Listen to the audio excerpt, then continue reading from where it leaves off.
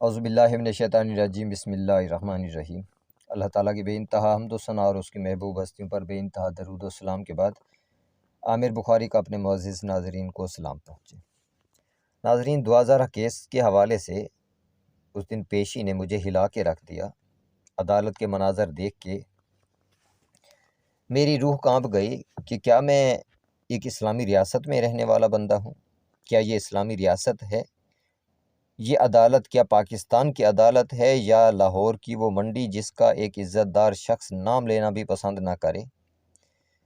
کیا یہ پاکستان کی عدالت ہے یا فرعون کا دربار کے جہاں پہ نبی زادوں کو اور نبی زادیوں کو ذلیل کیا جاتا تھا، ان کی توہین کی جاتی تھی، ان کی تذلیل کی جاتی تھی؟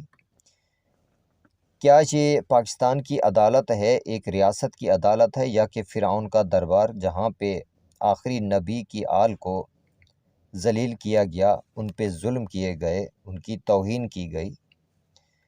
کیا یہ پاکستان کی عدالت ہے یا اصحاب الاخدود کی وہ ڈچ جس میں اللہ تعالیٰ پہ ایمان لانے والوں کو زندہ جلا دیا جاتا تھا؟ حقیقت پوچھیں تو میں نے یہ تمام تر مثالیں کیوں دی ہیں کہ میں اس تمام چیزوں کو محسوس کر رہا تھا۔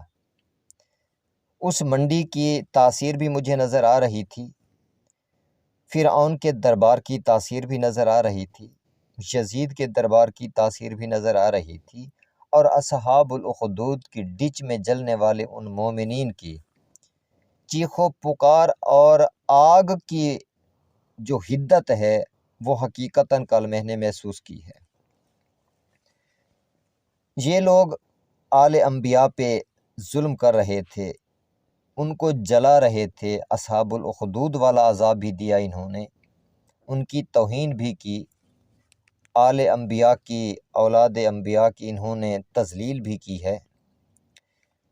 اس کے ساتھ ساتھ ایک ملعون سفید کپڑوں میں پنجاب پولیس کا ایک کارندہ، اس نے ایک نبی زادی کو دھکے دیے، اس ماں کو دھکے دیے جو اپنی بیٹی سے ملنے کے لیے بے چین تھی، جس کی بیٹی کو کڈنیپ کر لیا گیا تھا۔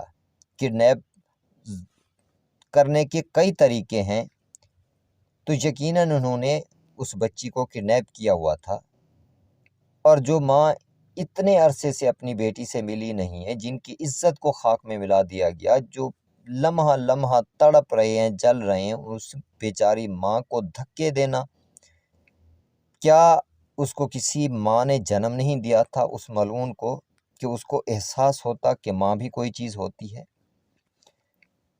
اس کے ساتھ ساتھ قرآن کریم کی ایک آیت بار بار میرے ذہن میں ریپیٹ ہو رہی تھی، الٹرنیٹیولی مختلف آیات کے ساتھ، کہ علم یعلم ان اللہ یرا، کیا یہ لوگ نہیں جانتے کہ خدا دیکھ رہا ہے؟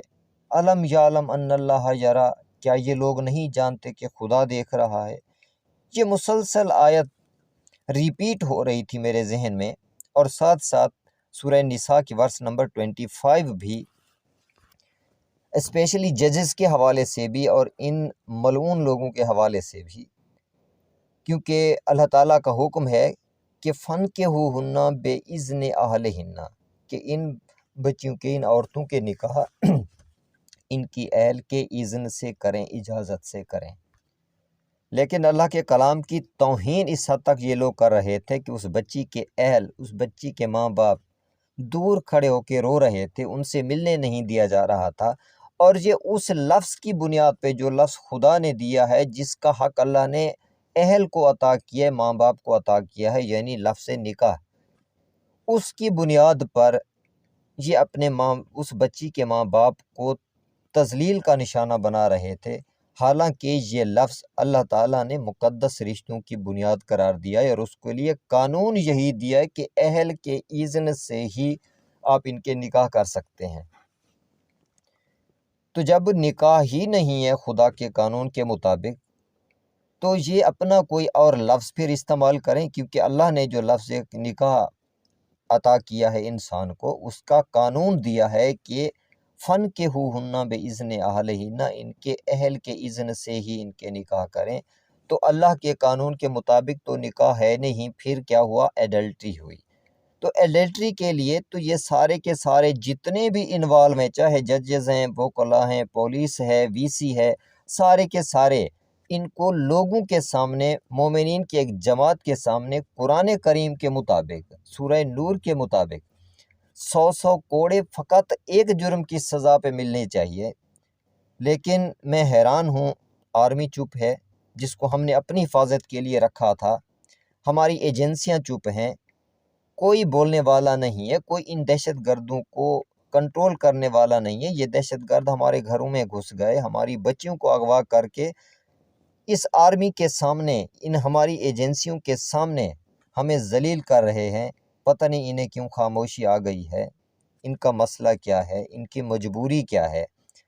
حالانکہ مجبوری اس سے بڑی کیا ہونی چاہیے تھی ان کے لیے کہ جن لوگوں نے اپنی حفاظت کے لیے اس آرمی کو رکھا تھا، اپنی عزت کی حفاظت کے لیے اس آرمی کو، ان ایجنسیوں کو رکھا تھا، وہی ہمارے محافظ ہی خوش ہیں، چپ ہیں، خاموش ہیں۔ اس چیز کی مجھے سمجھ نہیں آتی۔ بہرحال اللہ تعالیٰ تو ہیں۔ اصحاب اخدود کے ساتھ کیا ہوا، کوئی نظر آتا ہے ان کی نسل میں سے؟ اصحاب فرعون کے ساتھ کیا ہوا، فرعون کے ساتھ کیا ہوا، جانتے ہیں یہ لوگ۔ یزید کے ساتھ کیا ہوا، یزیدیوں کے ساتھ کیا ہوا، یہ لوگ جانتے ہیں۔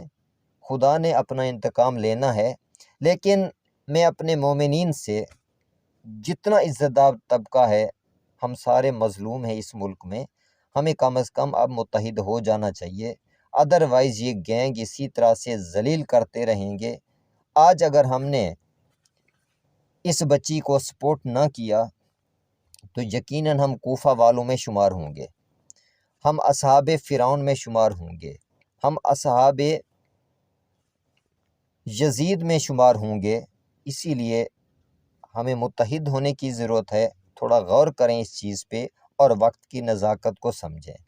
باقی ان ملعونوں کو تو شرم آنی نہیں ہے، کیونکہ شرم نام کی کوئی چیز ہوتی تو اپنی قوم کی بیٹیوں کو اس طرح کوئی بیچتا نہیں ہے۔